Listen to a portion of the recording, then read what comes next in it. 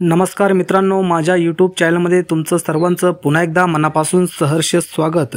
आत्ताच्या घडीची सर्वात मोठी बातमी, राज्याच्या राजकारणात अत्यंत दुःखद शिंदे यांचे अचानक निधन। शिंदे यांच्या निधनाने संपूर्ण महाराष्ट्रामध्ये व्यक्त केली जात आहे हळहळ। काय मित्रांनो, मोठी बातमी सविस्तर जाणून घेण्याअगोदर तुम्ही जर आमचं चॅनल अजूनही सबस्क्राइब केलं नसेल तर सबस्क्राइब करा आणि बेल आयकॉन प्रेस करा, जेणेकरून आमच्या असेच नवनवीन व्हिडिओ व राजकीय घडामोडी सर्वप्रथम तुम्हाला या चॅनलवर बघायला मिळतील। काँग्रेस नेते ठाण्यातील सचिन शिंदे यांचे अचानक निधन, महाराष्ट्रावर शोककळा पसरली। काँग्रेस नेते सचिन शिंदे यांचे काल पहाटे निधन झाले। त्यांच्या अचानक जाण्याने कुटुंबासह कार्यकर्त्यावर दुःखाचा डोंगर कोसळला। दीर्घ आजाराने त्यांची प्राणज्योत मावळली।